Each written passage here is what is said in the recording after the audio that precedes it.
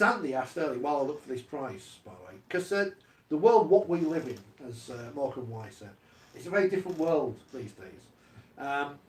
And you can't promote things in the way you used to promote things. I go through all these old rugby league programs, there's full of Miss Rugby League personality girls and stuff, and we don't like that anymore. But what we can promote still is sexy rugby league players, because we've got blokes who like have muscles and stuff, like Sky used to be. Beef on the bone. Yeah. So like, who would be the players we should promote in there? Still got muscles. Yeah, but people don't want to see you in the camera. Though, they're well hidden though. Yeah. It's a bit harsh, boys. It's a bit harsh, isn't it? Should that be a way we sell the sport this year? I know it's very base, but you know, Sandy says she's not averse to it. Brian Noble will tell you that the best marketing campaign we ever had was Paul Rowley on all the posters throughout Super League land as Beef on the Bone is back. If it sells. Get in there, ladies. Yeah, but we don't do any promotion, we don't do any marketing, do we? I'm sure the We players don't would tell like anybody that. the products we've got. Wouldn't that give Do you the know players what? would get a big Oh, by the ego way, a about bit it. of breaking news. I think Yeah, Wagner's been sacked. I didn't yeah, know that. yeah. How's I that? didn't know it's been sacked. Huddersfield Town, look at that. What a Wow. bunch of idiots. That's a surprise. isn't it? That is poor. Catalan Dragons That are is really poor. 14-1 to win the Challenge Cup, Even though they're not in it. even though they're not in it. Yeah, but you can bet on players to win the World Darts who aren't in it, so it's all right. Who were all the people, by the way, 25 that backed him to get the sack yesterday? They all knew. They didn't always They do, all don't they? knew. They always They all do. knew. What did they tell us? They'll get some useless person in there to stay up and then they'll still go down. Good old Huddersfield Town. That'll be, what's his name, won't it? Sam Allardyce, probably. No, the guy who used to play for Manchester United, manager of Stoke and Southampton. Mark Hughes. Mark Hughes. Oh, yeah, It's Mark bound to Hughes. be him, isn't Yeah. Roy said we could use the Jaws thing for the shot clock as well. Yeah, it's good, good. See, our listeners and viewers have great Spot on. ideas. So, you know, Yeah. write them to Robert Elston at the Super League, somewhere in Somewhere in Manchester. yes, an office in Manchester. Toby's asked, do we know when the video's out? No. No. We think it'll be I think it'll be the launch, the Of course 24th. it will be. Daniel's complaining about my arm. You can also see my arm on Facebook because we've got a special guest that we're not mentioning. But I'm on YouTube. It's all right. I'm not bothered about being on Facebook. I'm hiding. I should say, after the game yesterday, What price are Catalans? 14 14-1. Ralph, the, what's that? Well, if you see, he needs his each player payouts. Yeah, So what would that be for the double then? Catalan's doing the double. No, we're just thinking about him getting the 500 16s grand here and back. 14s, what's that then? No, Does they're that add not up to down. 30 to 1? Is that 30s then, is it? Is that what you No, do? it's It's more than that. It's more Is than that more? yeah. Right. What was I saying about? Oh yeah, so we need sexy rugby league players. So yeah. Well, Yeah, no, yeah. what we need is a return to the League of the Extraordinary. If we ever did a promotion right, it was that. But it cost too much money, so we never followed it up. I'm sure. And the players are all on Instagram. They all know what they're doing, taking photos and selfies. Some of them more than others. Mentioning no players. They can do themselves, promote themselves. Get them on the front of the next magazine. Naked rugby league players. Rugby league, the naked truth. Thank you. Decide to Channel 4. If it will sell, naked attraction. Yeah. Why don't we do a naked calendar? Yeah. There's a January, February, March, April, May, June, July, Well, you August, fit on April, September, May, June, October, November, You December. fit on April, Eh? May, Oh, June, did it? wouldn't you? Oh, that was Those good. four. There's own naked calendar. Be a Front, back and bestseller. sides. Be a bestseller. See, we starting now, Sandy. Eh? See, we starting Be a now. bestseller. Bestseller. We've all got us mums sorted In out. the cellar, along with you. Tim has brought something up, and he's mentioned this earlier, we need to mention it, because it's in the paper again today, because, lo and behold, behind us is a Great Britain Rugby League shirt, not Great Britain Rugby League shirt, Great Britain Super League shirt, Yes. from the great days. The 1997 Test Indeed. Series. It's seen better days, that shirt. The likes of Yestin Harris would have worn that, and all those. Adrian other Morley. players. There you go, Adrian Morley, one of his 50 caps. Oh, I shouldn't mention that. But I yes, think you got away. the Great Britain Tour. Yeah. He's got his 50. I heard. He's got his 50. The Great Britain Tour. The Great Britain Tour. The When is Great it? Britain Tour. When is What's it? happening? Where's it playing? We When should is it? say it's not the RLAF's fault. That's whose fault it is. It's- They provide the framework and the calendar. I was told this at the Hall of Fame, you see. What I should have said, it's all their fault, I couldn't get invited again. But they put the calendar together and say, these are some dates where there's nothing happening. Why don't you play games? And it's up to those people to go, oh yeah, someone at the Pick up RFL the goes, phone. Hello. oh, is that New Zealand? Yeah, I know we've played each other last year about 100 times. You want another game? We'll bring Shield back. Go on. At Cheers, your bye. place. Love you, bye. Can we play Tonga before in your place as well? I'll ring Tonga. Is that Tonga? Hello. Come in, So, PG. just So ring what Steve are you Pascoe, he saying? knows everyone. What are you saying? What's happening? What we're saying is the New Zealand Rugby League and the RFL need to get their act together. Now, it may be that they're waiting for some commercial But these are two governing bodies that lost £500,000 each when they last tried to put on a fixture in Denver. Yeah, but that's due to their own But, incompetence. well, then they need to pull their damn fingers out. But it's not the fault of the format that allows them to play each other. They need to come up with a definitive, is Great Britain coming back? When are they playing, and how do you qualify to play for Great Britain if you're not English? And how do you work out two And match test series? Well, I think they would play 4 different nations, but No, they're not. They're just they won't be playing Australia then. Papua New Guinea, Tonga, and New Zealand. It says this morning in the paper. Well, But Papua New Guinea first, so they played Tonga, There and you New go. Zealand, and New Zealand, but 2 test matches against New Zealand. So how are you going to get the winning there? Well. One apiece. What's about the trophy? well, we beat the Australian schoolboys in a 2-match series. We'll find a space trophy. If you Yeah, don't but think- more importantly, right, if When this we is do going to be a play- commercial success, they need people who know when the games Absolutely. are so they can book and go. Exactly. And it's not going to be, is it? I'm They'll getting go, people- I'm still getting well, what's the people point? asking me Because now. no one Yeah. came, no one came. Mm. It's ridiculous. How do they get commercial partners on board if they don't know what they're buying into? Yeah, we mentioned the Six Nations earlier because it's on telly because I've seen it advertised and everything. When do they release those fixtures? I mean, we know who's going to play each other which year because it's always the reverse of the year before, but everyone knows. We talk about the Rugby Union World Cup, everyone knows. Rugby Union World Cup is in Japan, which is not a hotbed of the sport. And apparently it's an It- expensive place to go to as well. 1 million of the 1.8 million tickets are sold. Well, they know I who's think, going to play who. I think it's safe to say they're going to make a profit. Yeah. They do some good things, don't they? And look at the massive sponsors they've got. Yeah. Worldwide sponsors But involved in that. again, the principle is not whose fault it is. The principle is why, as a sport, can we not arrange our windows of opportunity Hold on. far enough in Phil, advance? you just said, Hold on.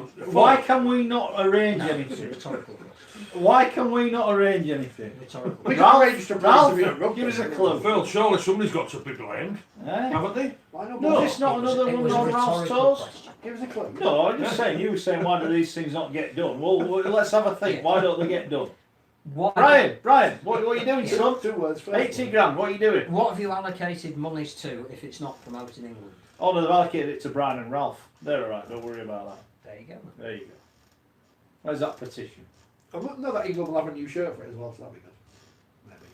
You won't be able to buy it. That's the only. No, it's to try to give it, they were trying to flog it. Look, we should have bought all Like of we them. should, yeah. Why don't we just ring them up and say we'll give you 20 quid for them? Buy them all, yeah? Yeah, we'll have them all for 20 We quid. can The ones that And a flapjack. The ones that weren't out for the beginning of the series that we were playing in that shirt. Never mind. So that's international. Oh, that'll be great on the podcast after, isn't it? Sorry. You just killed I someone. know. Somebody's just fallen off their bike. It's not as bad as the other bell though. No, that was a disaster. So I think that. Can we not patent our bell idea? It's been I stolen know by it someone has. else. I know, but I need to get that back. And the other trophy, which is not quite as glamorous as The one that isn't here. Hello, everybody. Hello. We're back. This is 4020 Live. It's Mark, Gary, Richard Shawright, and John Davison is part of our team.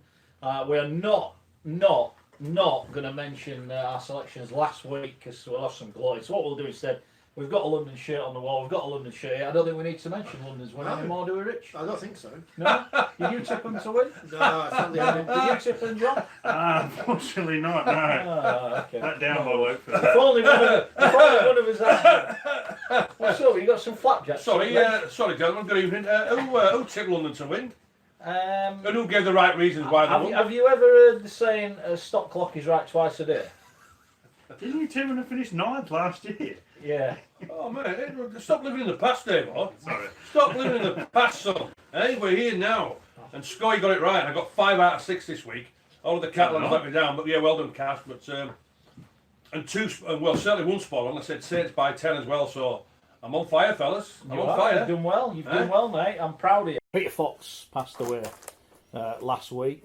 Peter Fox was coach at Bradford when I started watching at Bradford Northern. He came back, saved them from relegation, if memory serves, and then turned them into title challengers. That and some investment, of course, as well. You guys will know him far better than Rich and I. Peter Fox, what was he like, Gary? So, brilliant. Literally the Brian Clough of Rugby League, you know, and he should have. I think the only he'd say in his book what's missing was being a Great Britain coach on a tour. He should have took the 79 tour away. Again, it was just the politics of of the reason why Fox didn't take the 79 tour away from there. But from a player's point of view, and I think every player who was playing for Peter Fox, you would not just run through a brick wall from him. Once you come through that brick wall, if there was a block wall behind that brick wall, you would do exactly the same, because he loved his players. I wouldn't say he wanted the same for the backs we wanted to reform as an half back, because I can remember the first training session for Peter. We trained at Featherstone, and it was quite simple. Hey, listen, you pretty boys, you can do what you want, but all I'm concentrating is my forwards and my half backs. Do what you want. You don't need to come on the field if you don't want, but you know exactly how we're going to be playing, and we want you to do the business when we're playing on Wednesday night. So that's what it was like, you know. But the way that his man management was, and the way that he gave not just the one-on-ones, but don't say that the passion about it, because you should have passion whoever you play for anyway, you know, and certainly from a rep football. But you just wanted to play for the man because he cared about you. He cared about you not just as an individual, but also as a team collectively. And the way that he let you express yourself, and the way that he wanted you to go out there and play with a smile on your face, I can't speak highly enough. He was the Brian Clough of rugby league. I think the word that sums him up is man management. He did that in his daily life. I think he was a mediator. So he knew how to treat people, how to make people feel important. I think there were probably a couple of things that stand out. He was the greatest coach Yorkshire ever had. So he used to have this Yorkshire-Lancashire fixture. And you look at the two respective teams, and with the greatest respect, you know, all of the great players that played for Wigan. So Lancashire always had on paper the better team. They could not beat the Peter Fox Yorkshire team. Didn't matter whether he got players from Bramley or Batley. There might not have been household names, but he got something out of them because he knew how to make them feel really important. I think the other thing that stands out for me was 1978 Test Series against Australia. That was just before the 82 team came over and reinvented the game, and Australia were starting to look fitter than we were and had all the tactics, and the Jack Gibson era had brought them probably just beyond us in terms of preparation. We lost the first test, and 78, the second test was at Odsal. Peter was the coach, and he picked what was known as the Dad's Army team. Picked everybody who was a certain age but knew how to play the game, and it was an absolute slugfest at Odsal, as you would expect. And Great Britain won it and squared the series, and that was Peter's coaching at his absolute very best. Had a spell at Leeds. You speak to some of the players, particularly the overseas players who came over, nothing but love for him. They reckon they should have got to Wembley in '86 when they lost a replay to Hull KR, but his style of play wasn't quite attuned to what the fans wanted to see. So that 2 years, it didn't really see him at his best, but everywhere he went he made a difference, and whoever played for him will only speak highly of him, and that's the mark of man. A great I think he started the era of modern coaching. I was listening to Brian McDermott yesterday, who obviously made his debut under Peter Fox, and he was saying, you know, when Brian Smith came in with all these modern ideas, Peter Fox had already been doing it. It just wasn't called sexy, or it wasn't done in an Australian accent. Peter knew how to motivate a team as well as anybody who's ever coached in the sport. Good stuff. Amazing family, isn't it? Really, when you look at it now. Yeah, I tell you what, I know, unbelievable. and the tribute on Friday night at Headingley, you know, and not just for Peter, but you know, his brother, you know, Neil, going out there as well, and the smile what he had on his face. And I thought on Friday night, I thought that's what rugby league's all about, isn't it? You know, the respect's what we have for the greats of the game. Peter Fox has been one of the greats, but when we are seeing the greatest out there in Neil Fox, and where that he was giving the respect from both sets of fans. We all know what he was at Wakefield, but certainly from the Leeds fans as well. I think the Leeds club have to take tremendous credit for for the tribute what they have paid to a tremendous rugby league family. Because let's not forget the great Don Fox as well. Yeah, exactly. That's what I mean. An amazing family. And the other thing about Peter is he knew he was good, and he wasn't afraid to tell you he was good, but he could back it up. The number of teams that went to Bradford Northern in the old days, knowing they were going to get an absolute walloping from a huge set of forwards. He primed some of his teams magnificently. We need to pay tribute, and we've got the right man here to do that. Greg English retired this morning from Rugby League. Still can't get over the 32 years old. yes. Player of the a player of the generation. I don't know from your perspective of how you saw him develop, but seeing him over here as the fully fledged player that we did, one of the greatest I've seen. You know, the phrase is used a lot, men against boys. He always was that for me.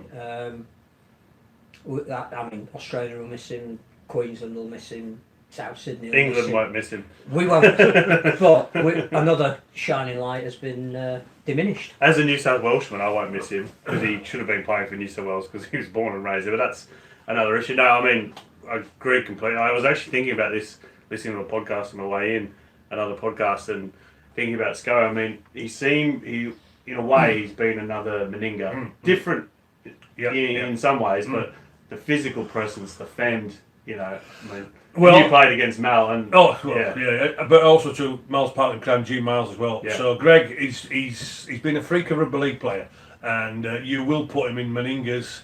I think you've got to. I don't think he's an immortal. No, he's not. But he's in that bracket. All-time great. He's in that he bracket. was unplayable. He's in that bracket. We Mal. No, he won't be in the more, but he's in that. You can put him in that bracket with Mal and G Miles without a doubt. But also as well, when you look at the Australian centres, you can put him there as well. The same with Mick Cronin and Steve Rogers. Yeah. You know, this is how good. But he also great did player it at fullback as well. And at 6, I can remember him in a grand final. I think it was 2007. They might have been cheating the cat, but we won't talk about that. But he was playing at 6 for Melbourne, you know, and that was a Melbourne team with a much younger Billy Slater, Cameron Smith, before Coop gone. He was playing at 6, and you know, he was a ball runner. He wasn't a distributor, but he was devastating at 6. Exactly, and also with the size of him, again, it's exactly like Big Gene and Big Mal.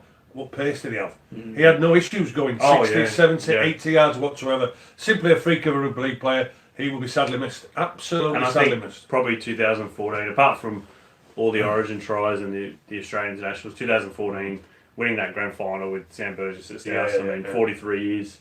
The Bunnies had to wait. That's probably his two. I was lucky enough to present him with a golden boot at Ellen Road in 2009 when he became the best player in the world, and rightly so from there. So I don't think there'll be any argument of Greg Inglis being with the greatest Australian rugby league. Yeah, sad to see him, forced out by injury. What's he been forced for? Just niggling injuries. The shoulder, I think, is the main. He's had issues, body issues. I think it's just as Phil said, there's like men against boys, and I think now he's coming back to the field and he's not that dominant force because his body is letting him down. I think it's 16 or 15 years that he's. Do you know what? As well, then fair play to him for being open and honest to say, listen, I can't take it anymore. You know, he might still enjoy going to training, he might still enjoy the playing, but what he's realised is now, even though he's only 32. I tell you what, some of these boys, a lot younger than me. You look at the size of these fellas from there. Yeah, fair play to him, but and he's going to stay involved in the sport because he's been a fantastic ambassador for the Indigenous. Hey, listen, that's what the Aussies do, don't they? They keep the greats of the game, don't they? Yeah, South's going to look after him. Hey, funny, isn't it? Yeah, that's what the game do in Australia. They look after players. I'm not saying what you mean, the great ambassadors of the sport. Yeah, but what I'm saying is they want the players to give something back, and they know they've got something to offer. Pretty strange, that, isn't it? Pretty strange. Never catch up. Yeah, I wonder if the Rugby Football League are listening. You know, for some of our, it's got in my day now. You know, I'm not talking about myself. I'm talking about the players now. I'm talking about I'm talking about the players. You know, who are going to come up to retiring and all this sort of thing. You know, and use them as ambassadors. Exactly. Congratulations to Cameron Smith breaking the record in the NRL. Fantastic. So 3,800 points behind Neil Fox. We were which is chatting ridiculous. about how good is Cameron Smith. You talk about players who are going to be immortals at some stage. Neil Fox. Surely Cameron Smith is one of the greatest players ever to pull on a shirt. No two ways about it. He's the best hooker that's ever played the game. And we know the game's totally different to what it was 20, 30 years ago because the scrums are totally different with hooker. But his game just he plays as a hooker, but then he plays like a halfback and he plays like a loose forward. He's got a heart as a lion. He's just an all-round rugby league player from a point of view. Defensive-wise, I think he makes 40 tackles a game. He doesn't look as though he's out of breath.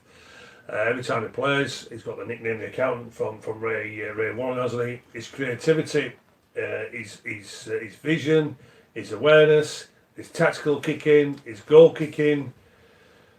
Well, what more can you say? He referees the game as well. There's nothing wrong with that. But he is the complete rugby league player. It's amazing though, the first couple of years at Melbourne, Matt Orford was a goal kicker. Yeah. So he probably could have had another 300-400 points by now if he wasn't a goal kicker. But the best hooker I'd seen and played with Benny Elias when I was at Balmain. But have you ever seen a player take the right option more often in any given situation? No, not whatsoever. And I tell you what, when you look at the certainly for the last 15 years in the NRL, you look at the players. You look at Lockyer and you look at Andrew Johns And you can look at Jonathan Thurston, and you can look at Billy Slater, and Cooper Cronk, and then there's Cameron Smith.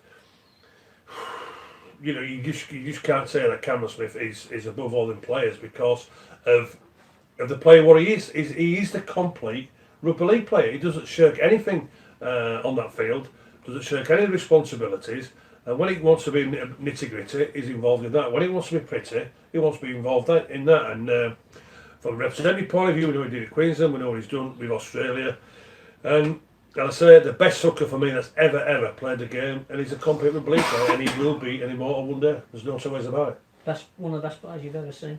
Yeah, I think so. I mean, you mentioned a few there. I mean, for me, particularly growing up in Newcastle, but Andrew Johns just completely changed halfback because he tackled like a prop. You know, he could do it all. But yeah, Cameron Smith is in that. Oh, there's no two ways about it. I mean, obviously, completely different characters. I think Cameron Smith. One of the things that impressed me interviewing him a few times is just what a great spokesman he is for the game. I mean, he is the perfect leader. Yeah. You know what Cameron does as well, because he when I was at in the World Cup 17, I was in the same hotel with the lads at Brisbane, and I sat with him one morning as well. And everything what Cameron does, he does with a smile on his face, and that's what I love to see from sportsmen. Just enjoying everything what they do, and that rubs off when you're the captain. Of course it does, absolutely. Yeah. You know, he's a great. You're setting the mood. Absolutely, he's a great ambassador for the sport as well. But he just loves what he does. He loves that responsibility, and also too the extra pressure what he has. He seems to thrive on it. But everything what he does with a smile on his face, and that's what I love to see. Where do I begin with Leeds? Their fans will be praying, and I mean praying, that the Pope travels over. And to see if they can travels over the M62 to desperately get the win what we need. Where's the Pope leave? Because they need somebody to cheer, because it's never been this bad. Even in '96, 2016, another year later, it's not been that bad. London will be licking their lips at the prospects of playing such a shambolic side. They will simply play the game at their pace. They'll kick the ball out and walk to the scrums exactly like they did against Wigan. They will relish being on the big stage. And they know that Leeds are simply abysmal right now. I just cannot go for a Leeds win. That will only happen with some sort of divine intervention. London got a superb result against Wakefield, and Jordan Abdul of all people, is obviously on fire at the moment by scoring 4 tries. Leeds, on the other hand, were appalling once again against Castleford. Castleford have to get a second gear. I was at the game with 7 Leeds players, and if I tell you what, if I had £1 for everyone who said we should put our boots back on because we couldn't do any worse, I'll be shopping for a yacht right now. Please, Leeds, please, the Pope travel over. Give Phil Kaplan, give the Leeds fans a blessing. But most of all, give the Leeds players a blessing for a quality performance for 80 minutes. But unfortunately, amen, I'm going for London to win by 10. Whatever happened to those huge rattles painted in the club's colours, which many fans would take for a match? You're not allowed to take them in, you're going to take it off you. And deaf and any spectators alongside them. Where have they gone? You've got more chance of getting more chance of getting a pyrotechnic in than a rattle. Where's been watching rugby league for 100 years? I've been a rattle there for about 50 of them. Oh well. Hello, this is the legend. At this moment in time, I'm not available. But if you'd like to leave your name and number, the legend will phone you back. ASAP. Now, dear listener of podcasts, and you might have heard that on the Facebook or the YouTube, is that the worst answer phone message? Now, this answer phone message came to light as we all travelled over to St Helens on Friday night. Legend, you want to explain yourself? That is the worst voicemail I've ever heard. I think it's absolutely tremendous, to be honest with you. You would think. It is, because it proves that, like everybody knows that I'm a Bilal lad, so I'm as rough as I come. But to be honest with you, I was on the way, I was going to say that. Had a nice couple of days down at Celtic Manor. Is it not called Celtic Manor? Last week. Well, Celtic, but from where I come from, Bilal, it's the old Celtic Manor. And to be honest with you, I just had breakfast on Thursday, and I had an hour to spare, so I just thought, well, I'm an OBE, I'm in the manor, I'll be like the Lord of the Manor. So I just thought, yes, I'll leave a lovely voicemail from there, and there we go. So if you want to phone the legend, The legend will phone you back. What did you think of the ASAP. voicemail that we left you? Did you like it? Is that repeatable? Probably not. I'm an open. Is it repeatable? But yeah, so It's a family show. so I guess at times I'm an OBE. I was in the manor, the Celtic manor. I had to behave How like did, the Lord how of did the your manor. tee shot go? The first tee shot. Talk us through Oh it. mate. Talk us through it. Do you know what? I've not played golf for nearly 12 months, as you well know, and it's one thing I never do. I never practice golf. So I can tell. Correct. So I went to the driving range, got 25 balls, you know, and hit the driver nicely, hit the 7-iron, the 6-iron, the wedge, nicely warmed up. Get on the first tee, lovely. Did you get introduced onto the tee? No, we don't. There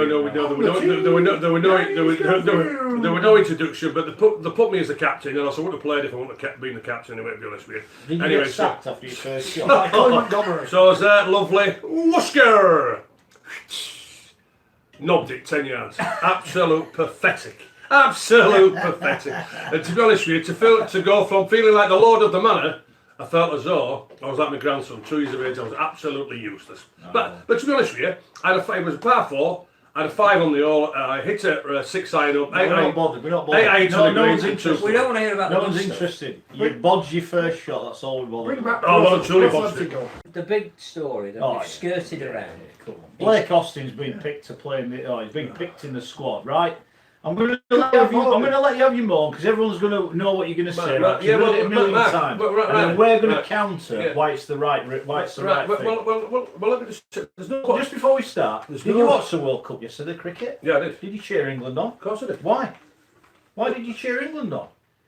Full of foreigners.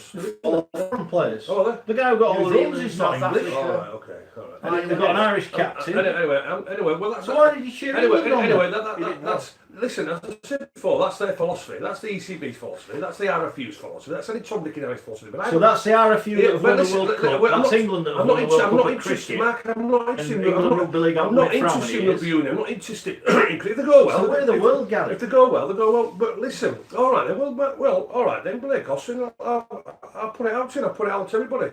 Why does he deserve to play for Great Britain? Okay, right. Why, Let's hold go on. backwards. Why is he good enough? And also as well. No, he's eligible, Gary. He's I eligible. couldn't care. And he's made a Well, commitment. all right. If he's good enough, right? Why is he playing for South Sydney with Wayne Bennett then in the NRL? Is he top of the Man of Steel voting at the moment? Well, it might be because that was. So he's the best player in this competition at the moment. Yeah, but he's Australian. But also to the fact No, that but he's the best. No, he's not, Gary. I'm not going to go on and rant and rave because everybody knows my feelings about Australians and anybody else who's not British to play for Great Britain. I don't want it. And do you know what? I'm going to make it an even statement here now, right? And they're not good enough to play for Great Britain. They're not even good enough to play for the clubs. All right, apart from Mark Sneed, because we know what he brings to Hull.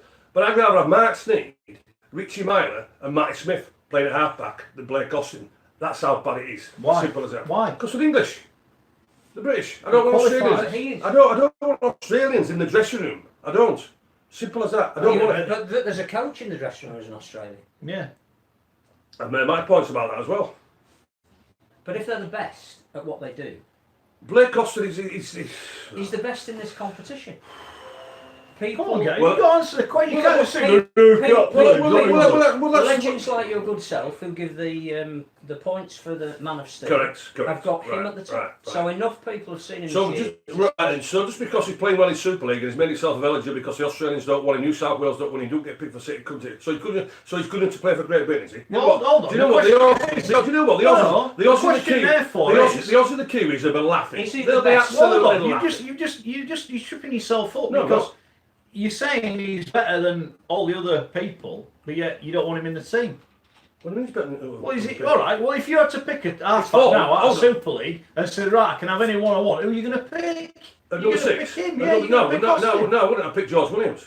Well, that's Or I right, because pick- up to or I about pick- 2 weeks ago, or you I- were saying Williams was Correct. pathetic and not Yeah, playing. He's had 2 absolutely. good games. But and now he's- I'd rather pick Gareth Winner. As I've said, I'd rather pick Myler, Matty Smith, and Mark Sneed. I don't want Australians in the dressing But we room. want to win the World Cup, don't we? We don't want to win it with Blake Austin. But Do you think the Aussies are going to be frightened of Blake Austin? no, but Well, are they going to be frightened of Mark Sneed? he is the You're best arguing number against 6 yourself, No, I'm not. in the competition. You are. No, I'm not. He's the best number 6 in the competition. Wales will play 7.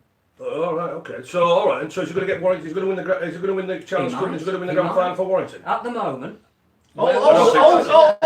on a a second. He is Here's the a bloke, right, that won nothing in his career, but was one of the best international players ever. So, well, if you don't win the Challenge Cup or whatever for Warriors, what does that prove? You didn't win anything. You got picked for Great Britain enough times. But also too, there's plenty of competition for the places. I had to play week in and week out. You didn't win anything. No, well, all because you can't say nobody else. If you don't win anything, you can't play. Nobody else won anything in my day, neither. Nobody else won anything in my day. Plenty of lads that Wigan did. What if Blake Austin? Well, everybody won at Wigan, but nobody would know at Leeds, St Helens, at Warrington, at Hull, at Cass, at Hull KR in them days, because Wigan won everything.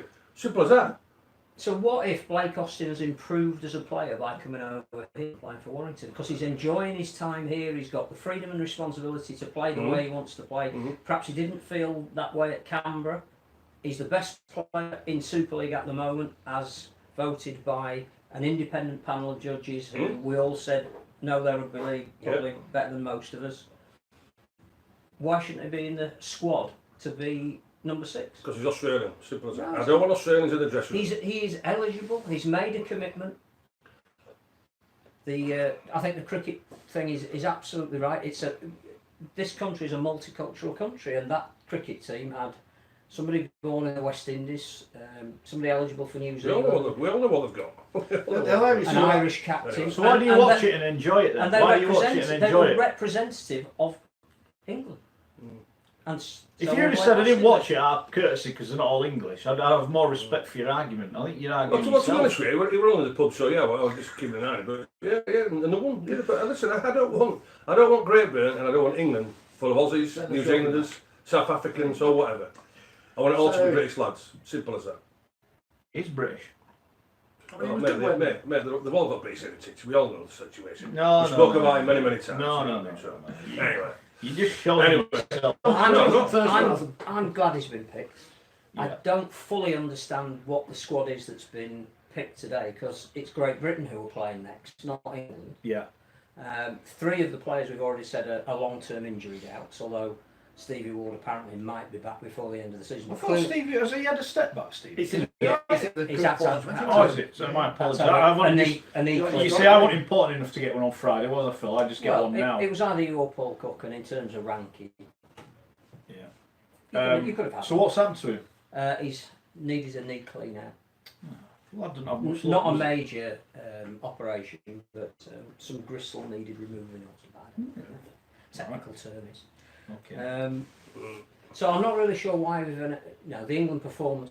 I understand that it's exciting that England Knights are playing. They've now got a fixture. They're playing Jamaica at Headingley in October, which is great. So their 37-man squad makes sense, because though it's mainly a young squad, which is what we want England Knights to be. There's a couple who've dropped down from the senior squad, but they can prepare for something. The England performance squad that's been named with Blake Austin in it isn't playing anybody.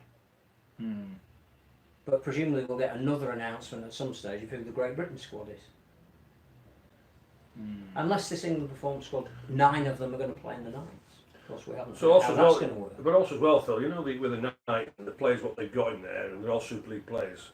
Is that a decent test for them against Jamaica? Yeah, because Jamaica will be picking a lot of Super League players. You see, Jamaica will pick players of heritage No one who from are Jamaica. eligible.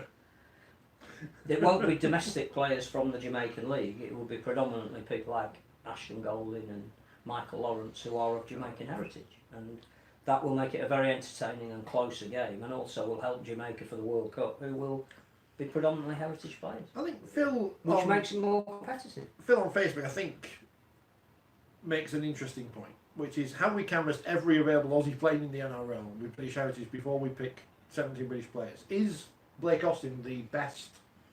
No, actually, they don't pick the squad based on players in the NRL, do they? So it's a moot point. But is there a halfback in the NRL who has the same qualifications as Blake Austin who could play for England? Well, have they made themselves available? I think that's the reason Jackson Hastings isn't in, is because I don't think he made that commitment to say, if I focus on being an England international, I give up my right to play for Australia, which is what Blake Austin has said, which is why he's as English as anybody else. Well, Blake Austin has suspect, moved lock, stock and barrel. Let's be fair to you. We don't know what Jackson is going to do. has already put a clause in his next contract that he may well go on. So that kid has got unfinished business, hasn't and he clearly. could play State of Origin, and then he could play for Australia, and he doesn't want to make that commitment for England and close that door. Austin is what, 26, 27. He's making a commitment, which is what Wayne Bennett asked of Yeah, anybody who wanted to play for his country, and so he's selected on merit. There are not many things that we can rely on in the world. Taxes, politicians lying to you. When are we going to get Boris Johnson? When's he going to be invited to the cup final? We haven't had the Prime Minister there for a long time. That'd be good. And Leeds winning stuff. Well, the men are crap these days, as we know, but you can always rely on the Leeds Rhinos women. And what a story this was, because I was there earlier in the season. I think it was like the second or third game of the Women's Super League season at Liverpool, and they were pulled apart. 27-0. Rhiannon Marshall was the star on that occasion, and we turn up there on a Saturday in July in Bolton, and would you believe it, it's Leeds versus Cass in the final of the Women's Challenge Cup, and the Leeds Rhinos, 16 points given on the handicap by the bookmakers. What do they know? Nothing again, because they've won it again. They've won it 2 times. The Leeds Rhinos, they've given them the freedom of the city and everything. Gushing round up in There's a leader in the post, local newspaper telling everybody how valuable they are to the city. But I think Scully would have liked it because it was an Australian halfback who scored the Well, winning try. we'll come on to that in a moment, because we've got a question. With an Australian coach. We need She to ask available, him. she available for Well, Steve. that's what we're Oh, no, we won't have to put. Good vision, good awareness. Good hands. Good support play, Yeah, good speed. Good kicking yeah. game. Good kicking game. Should be promoted. A Challenge Cup final, which was full of controversy in the build-up, apparently. Can I ask a question? Did that girl who got suspended, was she played, she? Yes, Scored the first try. yeah. All right, so, yeah, It's a so that was her, belting was it? try. Right, okay. Yeah, Belting got try. it, yeah, Rich's got it. agenda against Yeah, got Carlton it. failed. Yeah, got it. That was a Well, joke, yeah, in case only anyone was added to- wondering. People yeah. might believe that. Yeah, But it no. only added to the folklore Yeah. around the game. That's what all big games have their own storylines, don't they? So the great thing about it, Casford can't complain because they don't have the best player. That's even better, isn't it? Well, they're undefeated going this game, the first loss of the season. I mean, yeah. I guess I think the players would like. They're being asked to be as professional as you can be when you're an amateur. When you're not paid. They're asked to be professional. I think they would like perhaps the transparency of the men's game in terms of suspensions and so on and so forth to be attached to the women's game, not just be a afterthought as it's treated as part of the community game at the moment. But I'm sure the game is growing, things will change. Leeds Rhinos, they win again. We mentioned Rhiannon Marshall scoring a try in the early stages, brushing past most of the Leeds. It was like watching Maradona against England in '86. But Well, she did use her hands. yeah, but the Leeds Rhinos, I don't know, Phil, they're your team. Defend. You talked about Widnes's defence earlier, and the Leeds Rhinos defended like their lives depended on it. That's what won it for them. I mean, yes, a tremendous amount of skill to score the winning try, of which Courtney Hill quite rightly gave all the plaudits to Your Danny favourite Hans, player, my yeah. favourite player, who plays so far above her weight for the position that she plays in, but you know, wears the number 10 but has the skills of a number 6. So made the bust through the Castleford defence off the back of a scrum, held the ball to just the perfect time to release Courtney Hill to get the glory. What I would say is we saw a very similar game last year.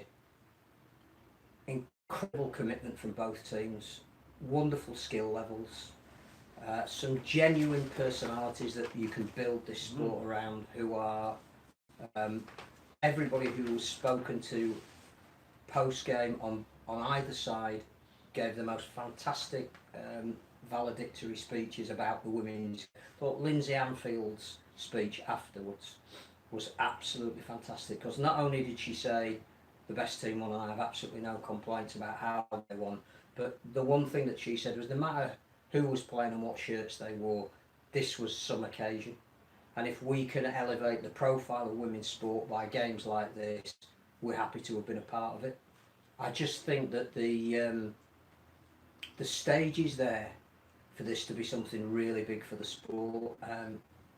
We mentioned it before, but Gary and I saw Women's Rugby League a long time ago. We went to a final occasionally where you presented the medals to the winning team.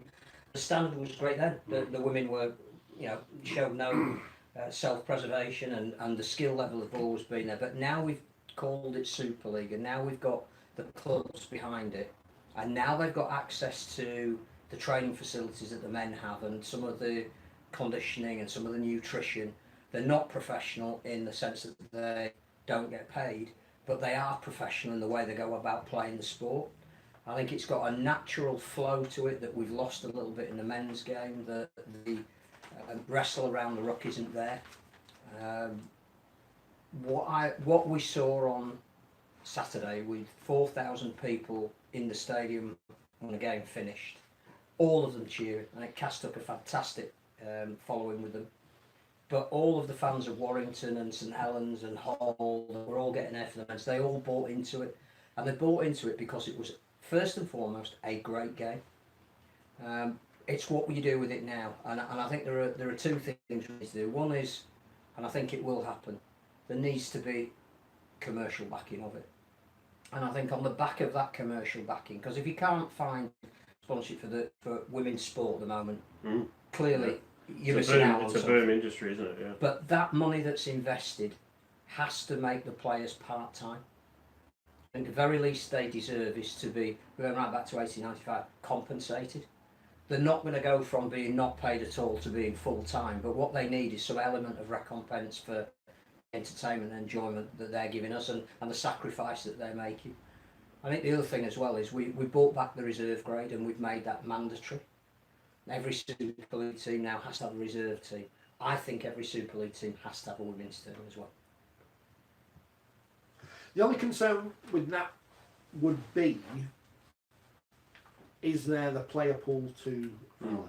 I think you've got to start. And there wasn't 2 years ago when the idea of a Super League was mooted, and we've seen that there is a disparity. There are 4 teams clearly that are better than the other 4 teams that are in Super League at the moment. But I think you've got to give people reasons to aspire, and there were 2 players, one on each side, who were 16 years old.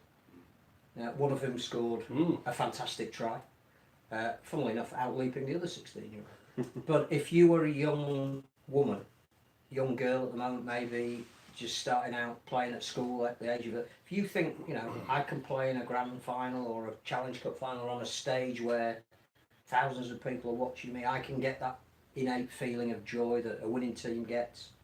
I think we've got something. You know, when she scored that try, and the commentator said, "Oh, this 16 years of age," I thought, 16? Like back in our day, you wouldn't allowed to sign fest till you were 17. I thought, is that right? Is she only 16? So the girls then could compete with the women, so-called. At the age of 16. They can start at 16, can they? I think you can in Super League now. So it's a great commitment, that, isn't it?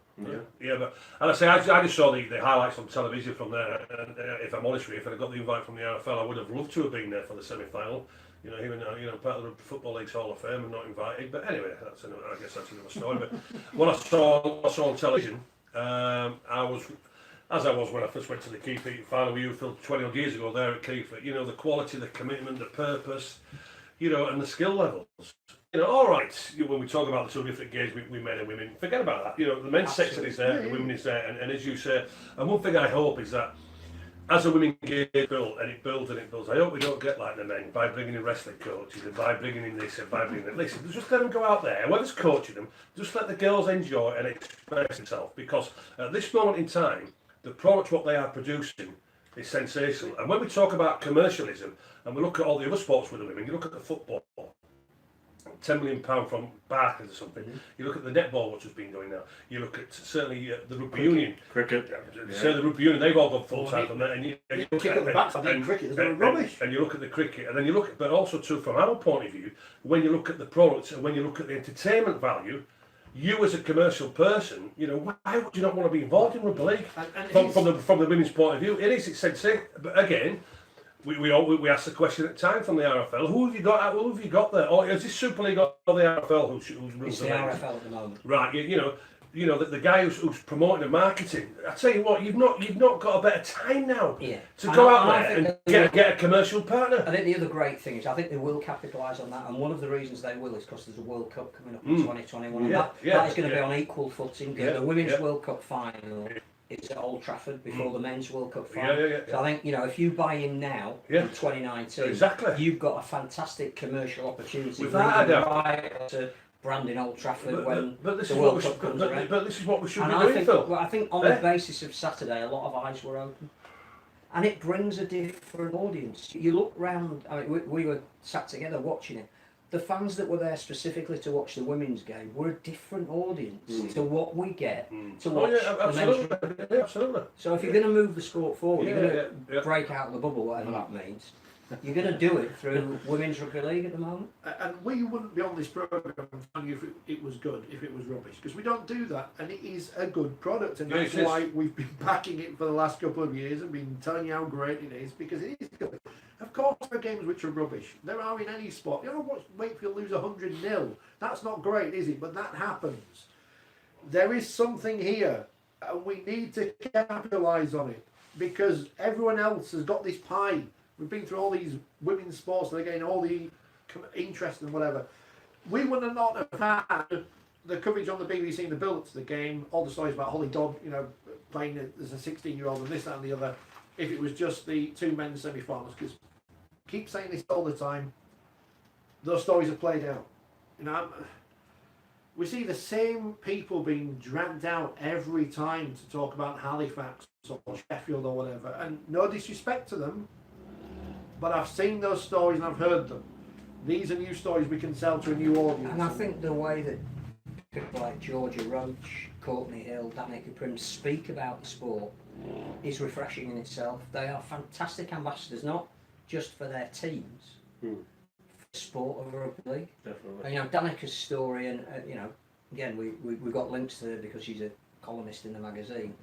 The 2 years that she sat on the sideline crying because of her broken knee, absolutely ruptured knee, to be playing in a final and to be tasting the victory, that's a very powerful story. Absolutely.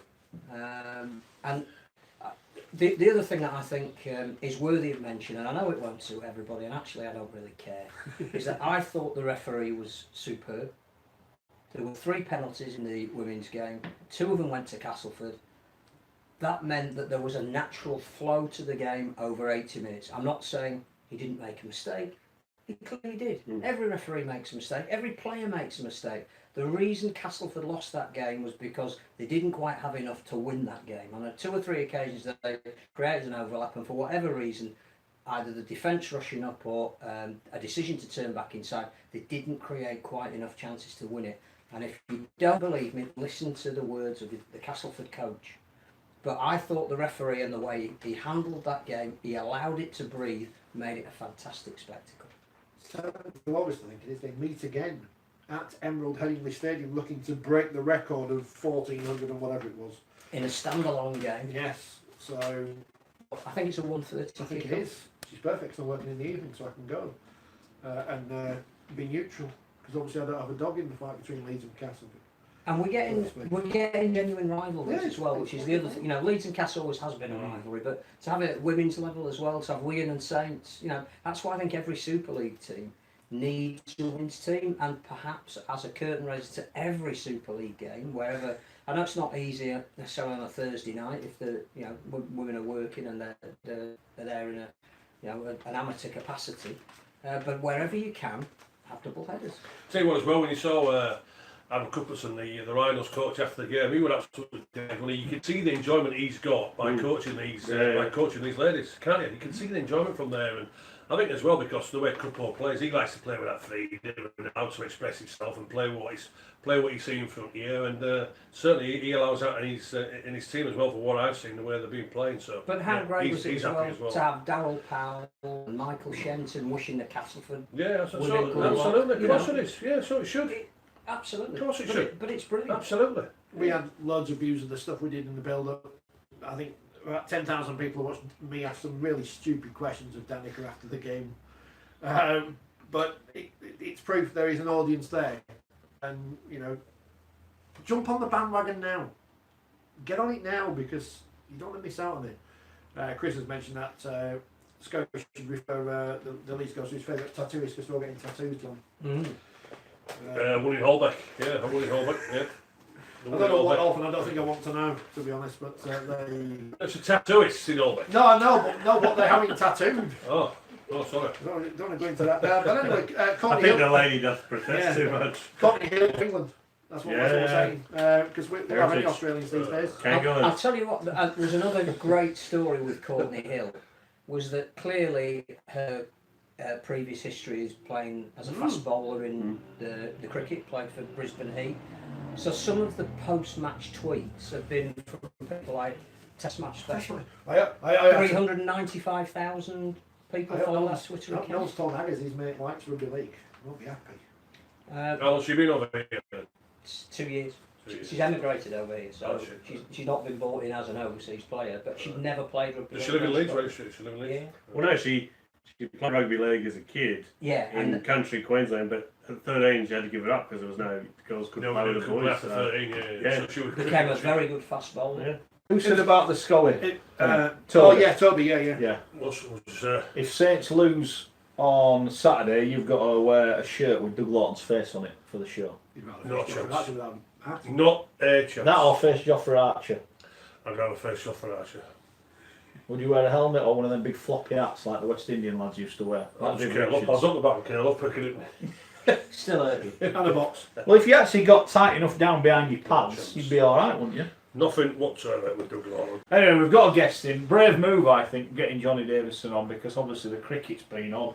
And you, well, actually, before we go there, have you got that voicemail? Just give me The a- legend has been in touch with John. When was this then, Ledge? When did you get in touch with John? I think it was day one after David Warner had gotten out. You like to go early. Your wife told me that as well. You like to go early. Oh, hey, yeah, calm down. Davidson, just play Well, it. that's All like right. a show. Let's give me a minute. Give me a minute. Yeah. So So before he sent you a nice voicemail. before I've got some tissues for Scully to dry his eyes after Old Trafford. Oh, Have you got any yeah. sandpaper? Hey! I believe Mike Atherton's taken all that. Ah, Eh?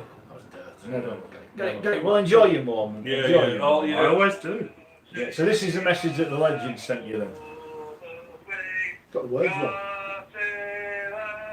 Surprised he knew the words.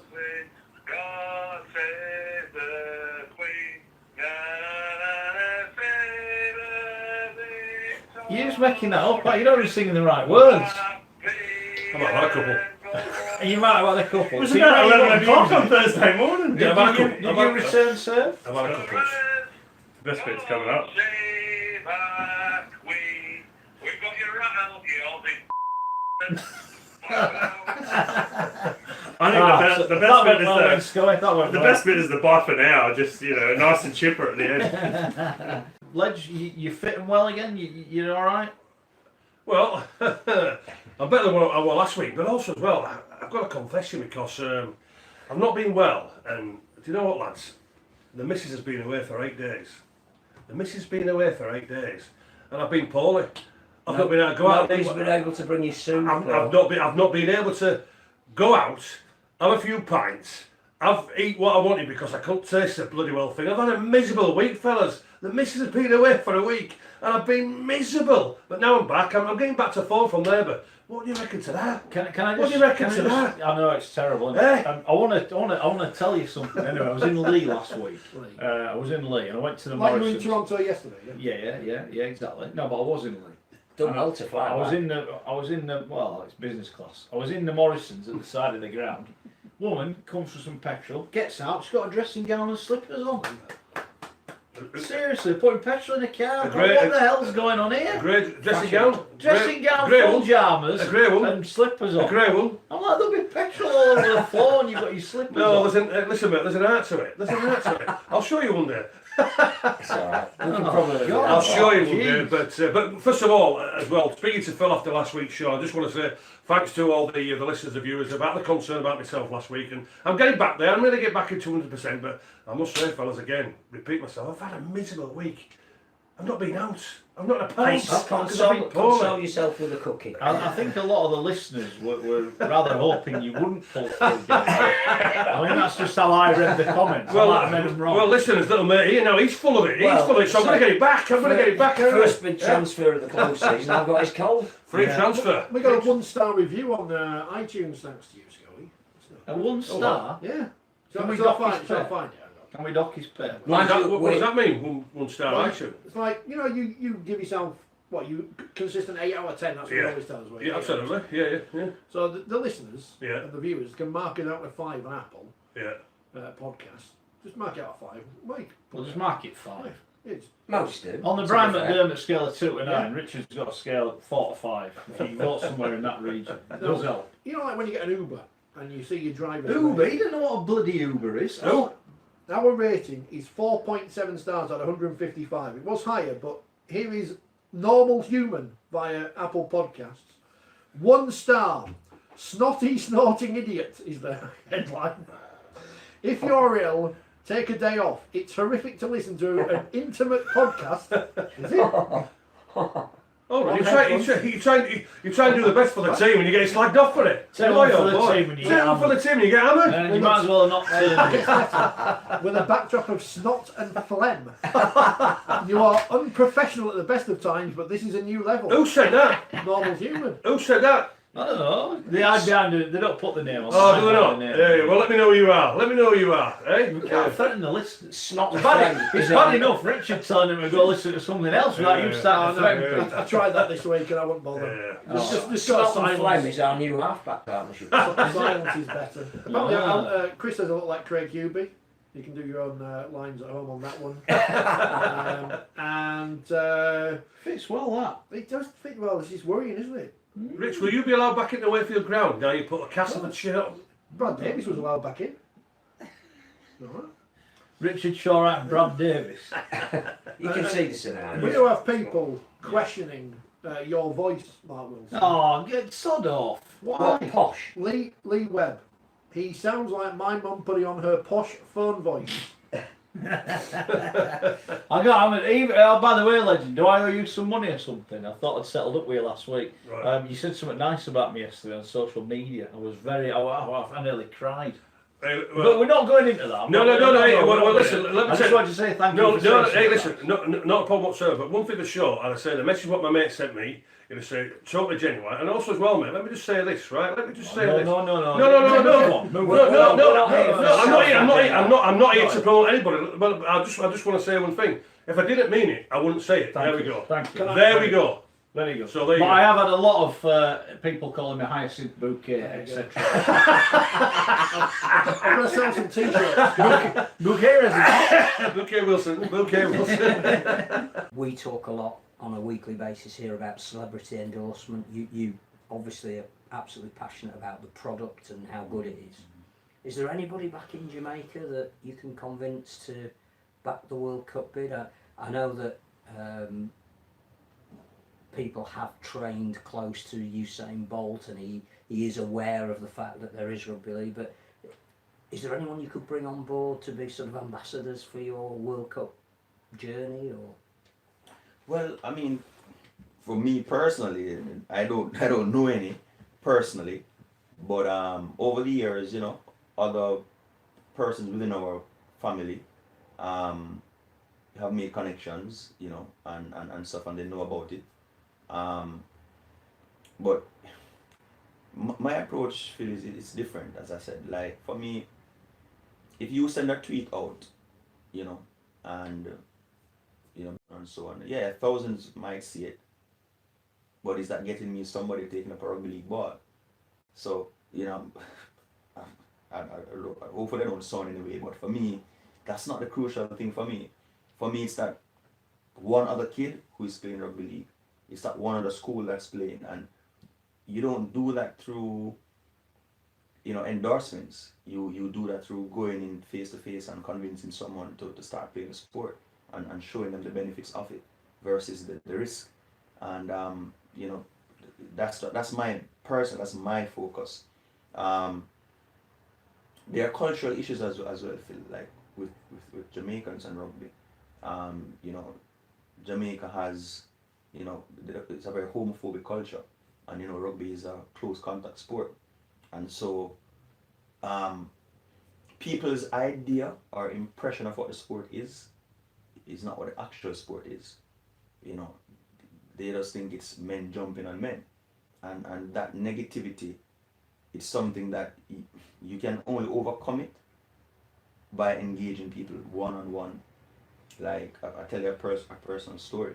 My brother, you know, has always hated the fact that I was playing rugby. Because we grew up playing cricket and football and track and field, you know. And I picked up rugby union when I was like 12 or 13. And from the very first day, he always had to go at me. He was always criticizing me. My entire family, you know, what kind of sport this are you doing? You know, you shouldn't be playing that. It's not right. And they were carrying on, carrying on. I was like, have you ever played rugby? No, but you know, it's men jumping on men. You shouldn't play. I'm like, have you ever played? They're like, no. I went through 7 or so years of abuse from my brother, about always teasing me, but he was serious. He really wanted me to stop. You're gonna die. You're gonna break something. It's not right. It's men jumping on men, and it's not. And I remember, you know, I said to him, I went to Cayman Islands, on the rugby union national team, and he was like, "Huh? You actually made the national team. You actually managed to travel on the rugby team, but I'm a better athlete than you. I'm faster than you, so I could do it too." So I said to him, well, come and try, because you are faster than I am. You are bigger. You are stronger. You do well at it. And he's like, all right, I'll give it a go. And I said, are you sure? Because men will jump on you. Are you sure? And he's like, yeah, because I want to travel, you know. And I remember he played one game. You know, I got him on in the second half for about 15 minutes, put him at full back to keep him away from everybody. And you know, a few balls went around there to him. And I remember standing and look at him getting he got smashed a couple of times. And I was like, yes, let me hear what he has to say after the game. So after the game I went to him and I was like, so do you still think that rugby is just a game where men jump on men and it's homophobic? And he's like, nah, man, these guys are out of this world, man, you know. No, man, I respect you for playing this. How you play this? And that it changes his perspective. And I'm saying that's an issue in the community. And you mentioned that not many people here in the Caribbean community, they're engaged with rugby. It's a cultural thing, because you know it's history. It's slavery and what used to happen, and you know what has been passed on from generation to generation, and you know it's just a big thing for the Caribbean, and it has transformed into sports. Like in the Caribbean, you know, you don't do open showers, you know, you don't look at other men being naked, and you know there's just big issues, and just by what they see in clips, they go, no, that's not right. That's a big part of the problem, and those barriers, you know, it takes a lot to break down, because if you don't know what's happening and you have a perception, how do you change it? And if you tell me that don't go out at nights in Leeds, because if you're walking after 11, people will mug you or stab you, I have that perception. I'm not going out because this is what I've been told. So that's a real challenge for us, and I don't know if in England again if it's different, because again of culture, you know.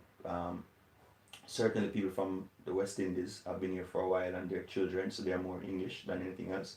So I don't know if that's an issue here, but for us in the Caribbean, it's a big issue. And part of breaking that for me too is getting women playing. Because yeah, that's big. So yeah, you know, Jason, big help, massive help.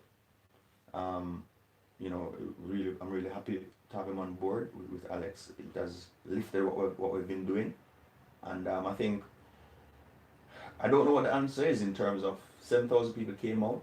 I'm sure that a couple of, you know, a decent amount of that were people of West Indian heritage. They were. How do you get them to another game? You know, how do we get them to a Leeds Rhinos game? You know, I don't know, because again it's a cultural thing. It's a tough one. And one of the other things I was going to mention, I'm conscious of the fact that you've spoken for nearly an hour and a half, just captivated by every word. The history of rugby league, particularly in the north of England, is we've always been at our best in deprived areas.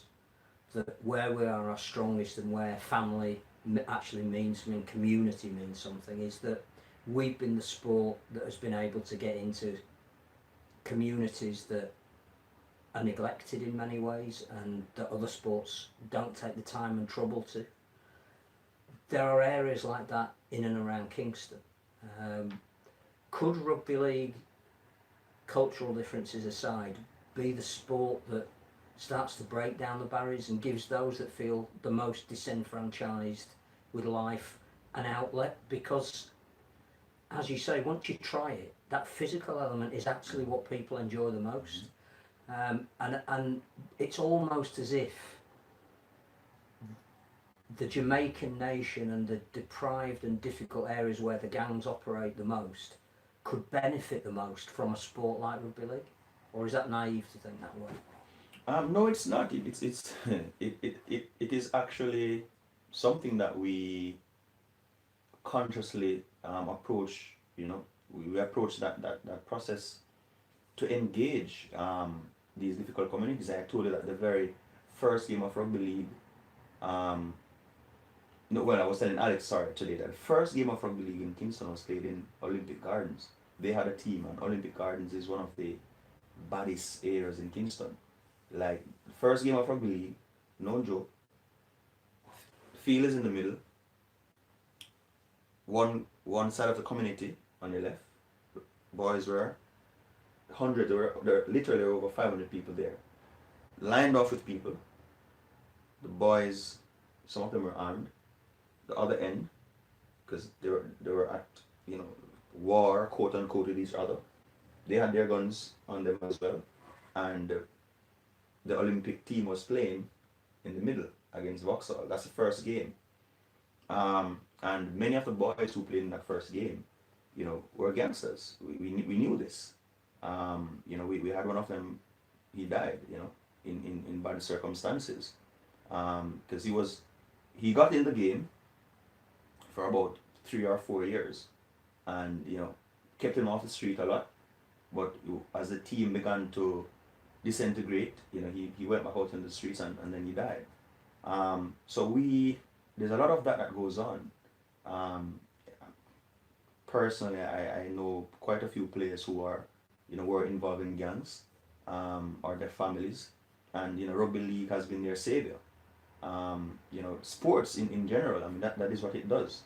In several of our schools, such as Cedar Grove Academy, BB Coke, and Old Harbour High, the reason the programs were approved by the principal is because they are intervention programs. So all the kids who are in gangs and who are having problems, they are channeled to the team. So either you get suspended, or you join the team, or you go to training.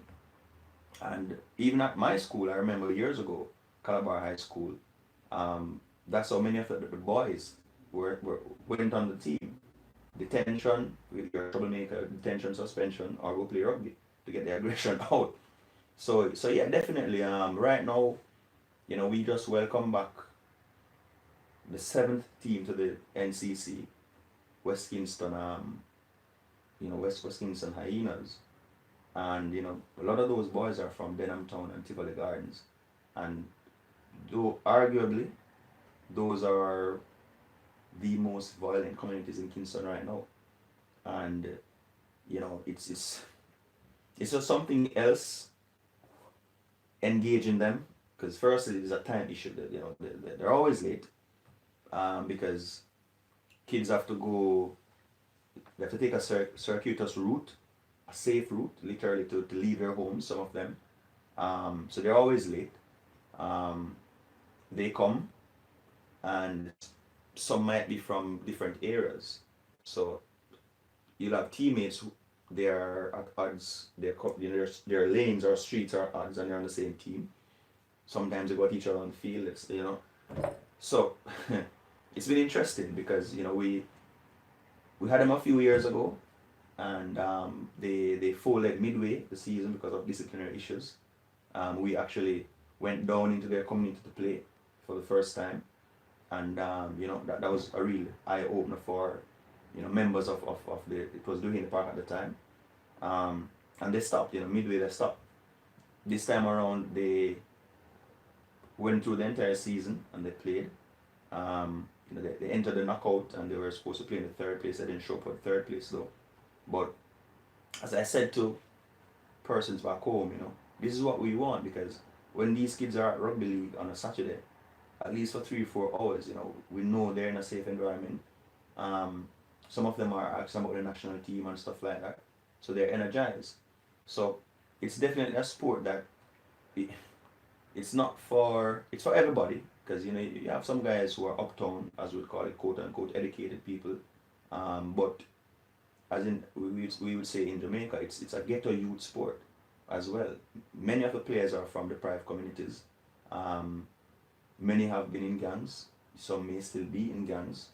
But our mandate is to push respect, push discipline. If you look at our match official shirt now, it's at the back, it's respect. And we just try to use the sport to engage and to teach us as much as we can good values, and that's what we want to continue to do. And some of the best players are from these areas because they're absolutely fearless. So yeah. We have to present a very sanitised view of women's rugby because everything is perfect, as we know. Well, Nothing goes wrong. There's a few misconceptions, as you can imagine, that people have about women's rugby. Is one, everyone's a lesbian. Just, it's not the case. And I understand why and stereotypes, but, no, we're not all lesbians. I mean, here we are straight into the programme 2 minutes in, and that's the topic. That's the No, level but of debate. that is a general misconception about women's rugby. That's the first question I get asked every time I mention I play rugby to someone that's not on the rugby scene. The second one is about, I don't know, it's not very, I don't know how to approach this, maybe I shouldn't, but let's put it this way, half the girls don't even shower. They just get changed and go home. That's come as a shock. There you go. They're disgusting. Filth. Right. And me and Tasha Gaines want to bring in a fine system for people that don't shower after a game. So that's every team. That's not just the team Yeah. you play. Make sure you say some soundbite worthy things. So when all these people just I don't say rip off. That's the wrong phrase to use. But when people watch this and take some selective quotes, then just be careful. Well, Women's rugby league is filth, says former England international. Like that kind of thing. Why former international? We'll get to that Because later when we talk about internationals. Yeah. You should be on your way to Papua New Guinea. No, unfortunately I think my international days are done. I think they're going for a much younger model of squad now, which is understandable. I think they've got a little bit of experience with Rugby and Amy Hardcastle, Jodie Cunningham in the ranks still. But yeah, generally they're going for a nice younger model. So what are the misconceptions? Let's get those all out of the way at the beginning. that we're all big drinkers. Well, Some no, of you no, are. whoa, Let's whoa. be Well, honest. I'm gonna. I just said that people think that all women rugby players are big drinkers. I didn't say that No. some of us are not. Judging Okay. by, Us. I don't follow every single women's player on Instagram because that would look very dodgy, and I don't know whether. But why would it? Do you follow every men's rugby No, player? that's all right. Then. But thank you for that defence there. We'll use that. Yeah. But the Instagram stories are sometimes very interesting. It's a good job you're not filtered like the men are. Yeah. Well, you have to be careful, don't you? I forget you're here as 4020 Marketing columnist, don't you? I forget. Oh no, not anymore. Not anymore. Not when you're on the other side and you say whatever you want. Moving on. No. It's yeah. So. So right, not all of you are big drinkers, but a proportion of. In all honesty, like during the season we can't be because we play Sundays. So at Leeds we sound like a contract, even though we're not paid or anything. We sound like a player contract, which is set in standards, which is no drinking 48 hours before. So if you play on a Sunday, basically that's your weekend. So unless I pack in my job and become a weekday drinker, then I don't really The get much sacrifice. chance. See, people talk about the sacrifices you make. I don't actually like the word sacrifice because it's a choice, isn't it, when it comes to for rugby. So people who say sacrifice are just people who want to get sympathy. Well, I just think it's quite a strong word, isn't it? It's a choice you make, isn't it? You choose. You make a choice. So like things I've missed weddings, or my best friend got married in Gloucester the day before we played Wigan in the last game of the season, and I chose to drive down and to not drink and to drive back up in the horrible rain so I could play, and that was a choice. I could have had a really nice time at my best friend's wedding, drinking and carrying on, but I made a choice, so depends how you see it, doesn't it? Side before self. So what are the misconceptions? Let's get them all out of the I way. don't really know now. Lesbians, drinking, showers. I mean, that's a hell of a list so far. Oh, yeah. We play the same size pitch. It's full contact. We play with the same size ball. Same number of minutes. Same number of minutes. Although the Australian women do Yeah. only play 60. Would you prefer? Although No, the test that's match was 80. Yeah. Good. Because It's in there's the women's there's standard NRL. rules, yeah. It's 60 minutes. And in the state of origin is 60 minutes. I don't understand why.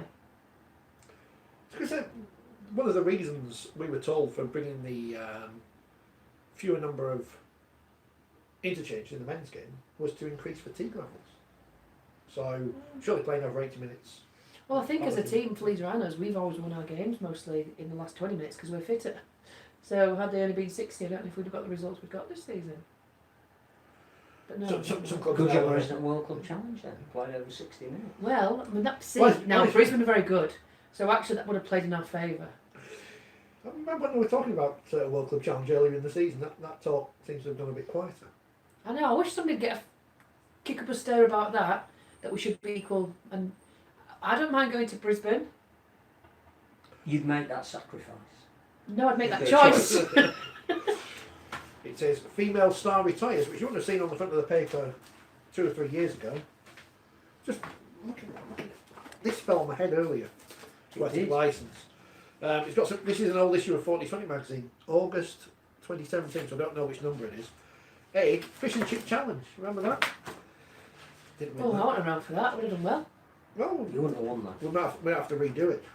I'm a prop. Yeah. And here we The are. bigger guys didn't win on the night. It's a good job I'm not a guy then, isn't it?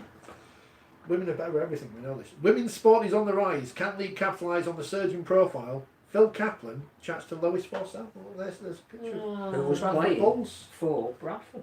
What Yeah. happened to them? And sad news. Awful.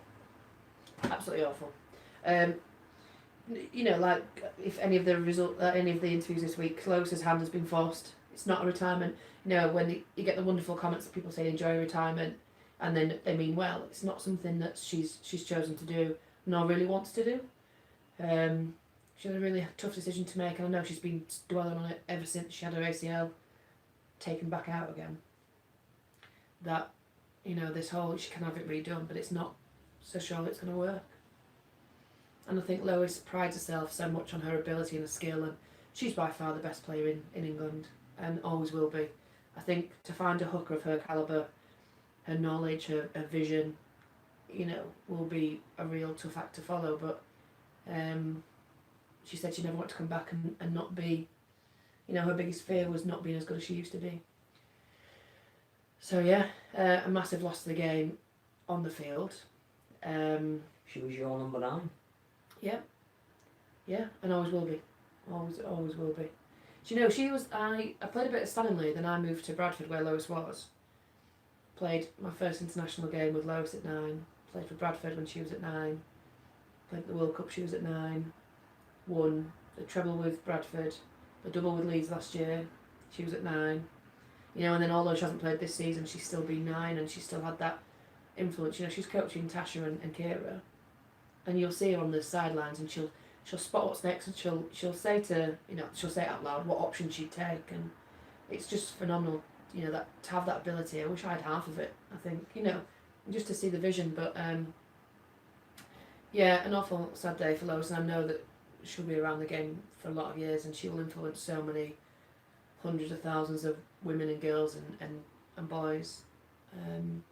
But yeah, just rubbish. You don't want to wish it on your worst enemy, do you? Coaching material. Oh, absolutely, without a shadow of a doubt. And she's coming on board with I'm not sure in what capacity yet, but she's definitely coming on board with the women's team at Leeds, which will be great. Because she's always putting in 2 pence worth anyway, and everyone respects her. Nobody questions why. They just take it. Lois is speaking, and she said something else yesterday, so you try it. That's how it works. And like I say, she's working with Kira and Tash, and she'll always have that knowledge, won't she? So yeah, I know she's going to Brazil with the World Cup committee in December, so it'll be a nice getaway for her, and hopefully she'll just have a big influence, you know, developing the game. And I know that the BBC would be quite happy to have her as a pundit, so there's so many avenues for her to Sky explore. could have her as well if Yeah. they didn't feature. You know, and that's the Super thing. game. Like I spoke to BBC the other week, and they're going to have to start looking at the women's game because it's been covered by the BBC. You know, and whilst that's going on, there's going to be men's games going on, so they're going to need a panel of women, or women's experts, so to speak. And who best to head that up but Lois? Well, 95% of my Twitter, I think, is sarcasm and sideways comments about things people need to read into. But of the 5%, that is genuinely things I believe. When I tweeted last week about how, when we look back in the future, her trying the Challenge Cup final last year, Yeah. that will be a moment which will be important, hopefully, for the sport, and they'll go, this was the first one, and now look where we are now.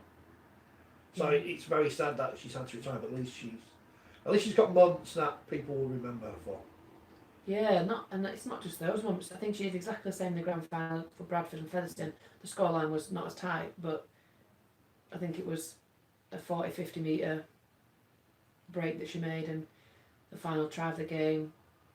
You know, in the World Cup, she, you know, with her position, it's natural for her to set up tries, but set up some really pivotal tries, especially against Papua New Guinea. And there's so many moments of just Lois. I think when we first played, as Leeds Runners, when we first played Bradford, which was quite a big thing for Lois and myself and Shah and Staves, we played Bradford in the opening game of the season at Odsall, and we tried to push the whole Leeds-Bradford clash back.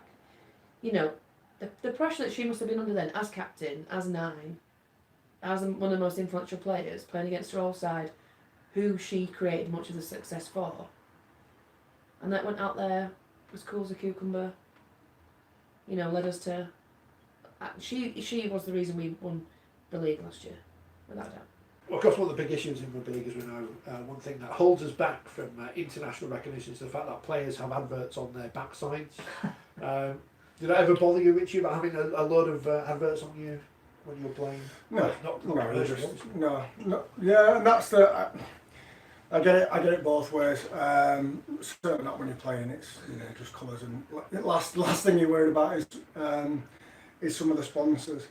Actually, it's interesting that with the sponsorship on the backside, it's actually it's a really valuable commercial position. So I've sold it at Warrington and fully understand why clubs are taking advantage of it. The clubs get a annual report from an independent company called Nielsen who track logos. So you submit your logos at the start of the season, whichever ones you want. Invariably it's your main sponsors and some stadium branding. And it was actually Saints who did the first ESRG on the back of the shorts, and we rolled it out at Warrington, and the coverage it gets, so the Nielsen figures track TV coverage, print, online, and trade press. So they take all that and they give you a value at the end of the season of if the company was going to buy that for that many minutes it was exposed, of what would that value be to get that media exposure. And the shorts was only slightly less than the main shirt because of the camera angle of it, and it was return on investment of nearly £700,000 of media value. So commercially, it's slightly behind the main. It's not attractive, been on the backside depending on who's backside, but it's a tougher sell because it's not as prestigious on as it is the main shirt. But if you were looking at as a company who just weren't bothered about it, who wanted that 700 grand return on investment, it's an absolutely crucial piece in a commercial portfolio. People think they just ask facetious questions, but I think I've broken Facebook. That's a great answer. We think that there aren't too many global sports people around at the moment that will have the impact that he will. Can you see a negative? I don't think there's really any negatives. I mean, it's a great signing. It's already probably paid off in terms of advertising and, you know, media coverage. I guess how many games he plays per season. You know. Though, I mean, he's very fit. I mean, he's coming off the back of the Rugby Union World Cup, so it's not like he's been playing for the Waratahs thirds for a couple of years. He hasn't played much Super Rugby this year because he's been injured a lot. But he really looks after himself. He does, yeah. He doesn't He's do a devout Muslim, Yeah. teetotaler. I think, obviously, he's a rugby league player who's gone to rugby union, went back to rugby league, gone back to rugby union, is now coming back to Boxing. rugby league. He's got a Yeah. Might be He's having fun with Paul might be Gallen, fighting isn't he? Paul Gallen. Wakefield legend Paul Gallen, yeah. Has he got a heritage number for that one? Probably. So I think it'll take him a little while to get back, you know, instead of having 4 touches a game, having maybe 15. And you can't shoulder charge anymore. That's right, yeah. He got in trouble against the Lions in 2017 for a shoulder charge on the head of, I think it was Anthony Watson. So no, I don't think there's any negatives. I mean, I guess the key thing will be to try to maintain this level of interest and exposure for the 2 years, you know, because it's been massive the last week and a half. I mean, I've had a radio station New Zealand ring me up and, you know, a national paper wanting a piece and When wanting was the another. last time that happened? Probably never. Probably never. In terms of, unless it's an international tournament, World Cup or whatever. So I think the number of games he plays is key, but I think he just brings so much to the club by way of introducing new markets, new audiences, perhaps getting that television deal. You know, if you're an executive of a company and it is Beckham-esque, because that's what it's been sort of compared to, you suddenly think, for what it had cost, should we add this to our portfolio? I don't know if you get a TV deal off one player.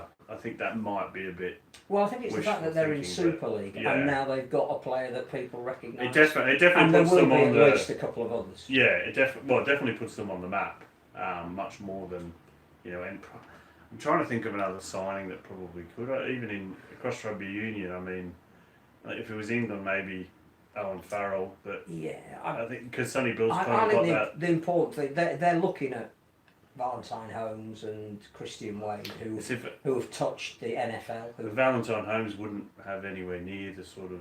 He's No. a big name in Australia, but he's not a big name. But I think the fact that they've sort of scratched the New York NFL team, yes, people have sort of heard of him, and so again, you're dealing with someone who the general public might be tempted to come along and see because we've heard a bit about him. But I think you're right to raise the point. You know, it's an awful lot of money for a club that hasn't paid all of its bills. But are the two related? Is one that's marketing spend and? Yeah, that's a good question. I can't really answer that because it hasn't sort of been explained why they continually either pay creditors very late or not at all. Because from what I understand, there's a few other people chasing money from them as well. Will that change with the CBD deal? Because that gives them cash flow rather than relying on the large. He's obviously Sonny Bill's going to be the face of the CBD oil, isn't it? And apparently that's. I mean, I know nothing about CBD oil, but apparently it's big in America. So yeah, I think is he going to get equity in that company? Yeah, I mean, if that obviously takes off and they're selling millions of vials, health products. Just as long as it doesn't, break the salary cap in the ways that Saracens may or may not have broken the spirit of the rugby. What I didn't see with Saracens, did any players have boats? It was Cameron Smith and. Some of the wines were cleaning the Allianz Stadium. Yeah, for £100,000. I'm sure that's why they've asked Toronto Wolfpack to go there to clear off their fine. I knew on Saturday, I had a bit of a line. I went out Friday night, I'm not going to lie. My phone rang about 8 hours. I woke up a bit after the game and I noticed I had a missed phone call from Scully. I thought, this can only mean one thing.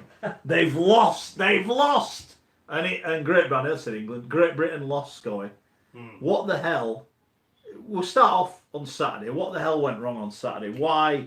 And again, it's not disrespect. You've played in a team that's lost in Papua New Guinea. You know how tough it is to go there. We've seen Wales and Ireland have gone there and been beaten.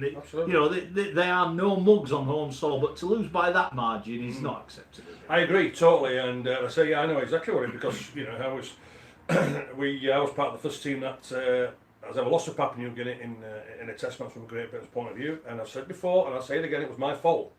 I was absolutely garbage as the number 6. We got beat 20 points to 18, but to me, as a standoff, is my first test as a standoff from there, and we got beaten. We deserved to get beaten. It was my fault. I took it on the chin and took all the responsibility. But you looked at Saturday's performance. Let's take nothing away first from Papua New Guinea. You know, Papua New Guinea. You know what you're going to get with Papua New Guinea.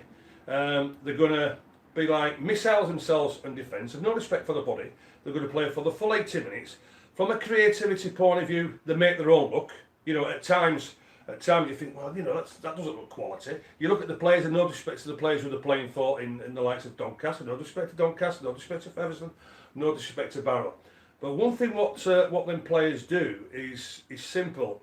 From a quality and an international, they know what it's all about. They know what it's all about from there, and they will keep going for 80 minutes, whatever style of rugby they play. So that performance on Saturday, just simply not good enough, and it's not the top performance. And I'm going to come on to them all now. So I might just hold on. Let's hold you for. Let's talk about that performance then. Yeah. I've just said to Phil downstairs. It looked to me, having watched the game, it looked to me. I watched it back. Is it an unhappy squad? Mark, is it an unhappy team? Right. I was just going to say to you then, when I was watching that performance, the first half, all right, we went 10-0 up from there, but still. It was boring, rugby league. Absolute boring. Was it the most expansive they've played over the course of these 4 Well, games? but that's a low bar to be drawing a They line. were moving the ball a lot more than they had in the previous. Why shouldn't they have done that in the previous games? But again, it was a boring again for the first 40 minutes. And you look at Josh Hodgson's try game from dummy half. All right, a little bit of a decent ball movement there to play costing. But then when you looked at that second half, and I'll come to that point where you just made there now, Mark, was when I'm looking at them players, and certainly, right, when I look at the quality of players, because listen, these players are quality players who are playing for Great Britain, right, and also wouldn't have been selected in the first place. So one of the questions is, why are they looking average players? Why? Because they're not average players, but why were they looking average players? And when you mentioned that about the enjoyment, I wasn't seeing any of them players with a smile on their face whatsoever. I looked at Walmsley, I looked at Thompson, and I looked at Josh Hodgson. Well, Josh Hodgson is the second best hooker in the world behind Cameron Smith. E for E, when he puts an international jersey on, is garbage. He's garbage. He doesn't play anywhere near us. But is that because of how he's told to play? Yeah, that is because he's how he's told to play. Jackson Hastings, how he's seen from there. Wayne Bennett has ruined Jackson Hastings at number 7. He's ruined Luke Gale as an international player, as we've proved from there. So there's only one person to blame at that. But you look at the enjoyment, and another thing. When I look at Jermaine McGilvray, do you know what that try what he didn't get against New Zealand in the first test? If Jermaine McGilvray hadn't been used as a battering ram and made 132 minutes from there, he would have had enough energy from there to dive a little bit better and maybe get us a draw from there. So that again is another massive issue. The players are not being allowed to play how they want to play. And one thing for sure, I know myself, with being a club player, the form what you show at club level and the quality what you do from there makes you an international. But what you want to do then is transform that club form is to international form. He has totally taken everything away from our players by boring rugby league. And as I've said in my columns now for the last 4 weeks, the first one. Hold on, the last 4. Near enough. The last 4 weeks, right? Let's go. First one, clueless. Second one, boring. Third one, enough. And now in today's, it's the sack. Listen, we've all had enough. We've all absolutely had enough. And let me just say here, Mark, right? And I'll do Kevin Sinfield's remake for him.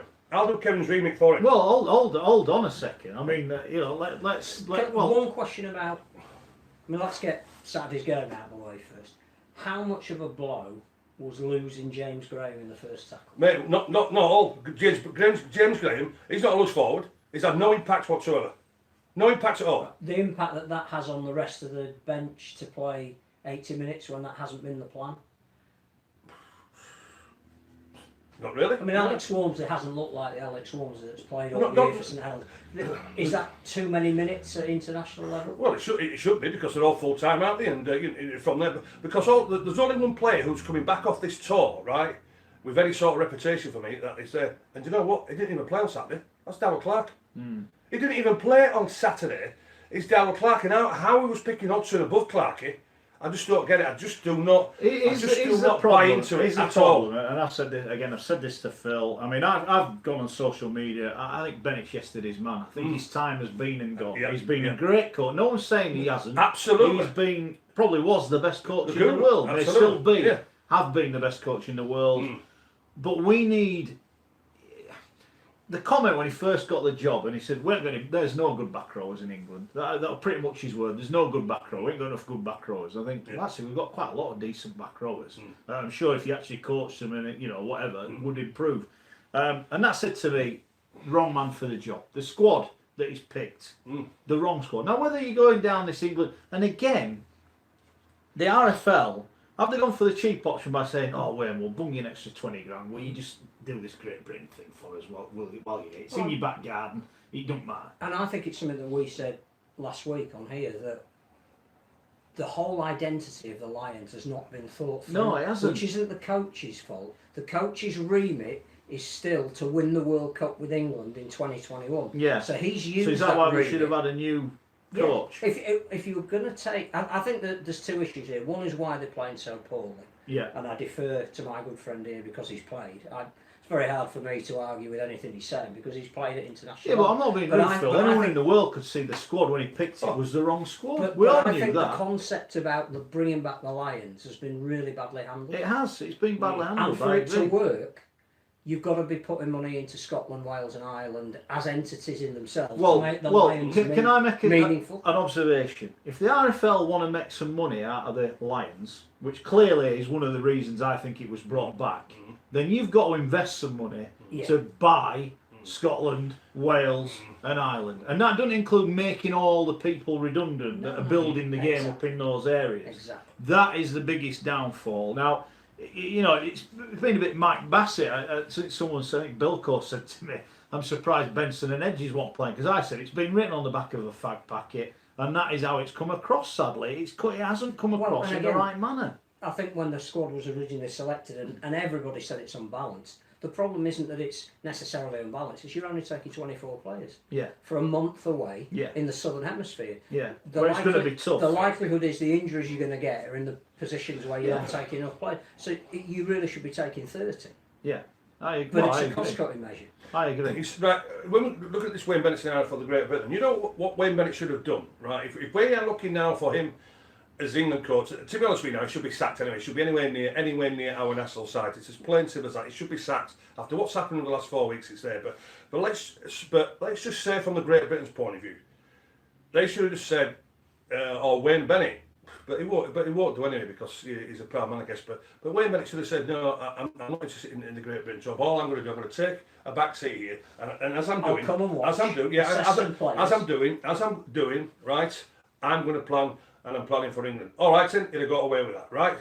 When I look at it now, right, when you look at that coaching staff, what we had Danny Ward and Ian Watson, two head coaches, two Super League head coaches who were doing a tremendous job, being totally disrespected on the sidelines, i.e. one being a water boy and one being a messenger on the bench, right? So why we couldn't have Watson and Danny Ward as the head coaches? Because when I look at the backup here, who were part of this international setup from a point of view selection committee, right? Peacock, Sinfield, Schoolfour, Paul Anderson and Paul Wellens, why could they not take a charge of Great Britain with Danny Ward and Ian Watson in charge? Because I can tell you now, the players would have appreciated and respected that because they would have got the selection right, they would have played players in the right positions, they would have got the best out of the players, and also as well, they would have played the style of play then players would have wanted to play. So the next question is, if Great Britain as a brand still has value, when are they going to play again?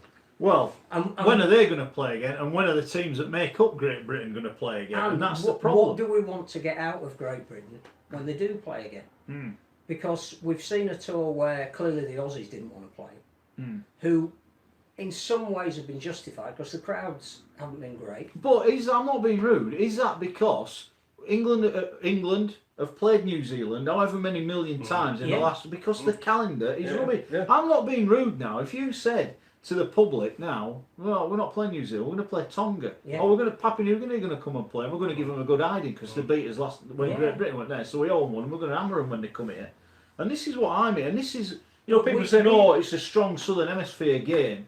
Because the Southern Hemisphere, by hook or by crook, have wheedled it that they will have games, meaningful games, when players are available, and lo and behold, it's all available. If you say to Mickey Mouse, and I know Ireland went down the route they want to try and grow their own, I've no issue with that, but if you said to those lads that could play for Scotland or Ireland or Wales, there's going to be meaningful games every year, and at the end of the year, Papua New Guinea are coming or Tonga are coming, and we're going to play a proper game, more lads have put their hands up, and then they get St Helens. You're going to pick on them because we covered the games last year in the European Championship, and we know players were told they're not allowed to play. But that's disgusting. How you can't can do you that. have World Cup qualifiers involving Scotland and Ireland at the same time as Great Britain playing? Because Scotland and Ireland need to feed into Great Britain. Yeah. They can't be playing at the same time. No, and it's all right. And I get people say, "Oh, there's no players good enough." Well, there might not be, but even if you go on the real basics, right? Lachlan Coote is a Scotland international. Yeah. Whether he were born in Edinburgh or whatever, he is a Scotland international. Joe Philbin is an Irish international. There are more players that could have been selected. Regan Gray is the obvious one when we've got no bloody wingers, and it's like, wow, how is that not being picked? I mean, that is an open goal. Oh, here's our Welshman. And it's all right, he's saying he didn't want to be a token Welsh. He wouldn't have been. If he'd have been picked, he'd have been in on merit, wouldn't he? That goes back again to, was it Great Britain or was it a trial for England? Well, if it's a trial for England, then the RFL and Wayne Bennett have dropped an absolute bauble before we even started. And this is where you go on by... It's written on the back of a fact, oh, we need to get Great Britain, but what are we going to do? I don't know, just get them back, oh, we'll do it. It's just been really badly organised. But also, the future is equally as unclear. Well, so if you bring that is the point. That is the point, isn't it? That's the worry now going forward. I was thinking about this after. I tried to get hold of the man here to just vent how disappointed we were with the second half against PNG. That conceding a try right on half time, it just seemed to completely deflate them. First 38 minutes, they were all right. They were 10-0 up. They were in control. They'd moved the ball a bit more than they had in the previous games. And if they'd gone in at 10-0, you got the impression they were going to go on and win it. And they give away a try because they're trying to play conservative rugby, kicking for touch with 30 seconds to go before the end of the half, and got burnt for it. And then the beginning of the second half were just awful. But you think, well, what is the point of the Lions? Let's not throw the baby out with the bathwater. If we're going to have them, what we're going to do with them? Now, the days of the Lions necessarily going and playing Australia, playing New Zealand, might have gone. You know, the Lions in 2023, they could go to the Pacific. They could play in Tonga. They could play in Fiji. They could play in Samoa. They could play in PNG. Now, the guys you would pick for that tour, you could pick more Irishmen, Scotsmen and Welshmen, because it doesn't have to be the total elite players. Great Britain then becomes a development tool.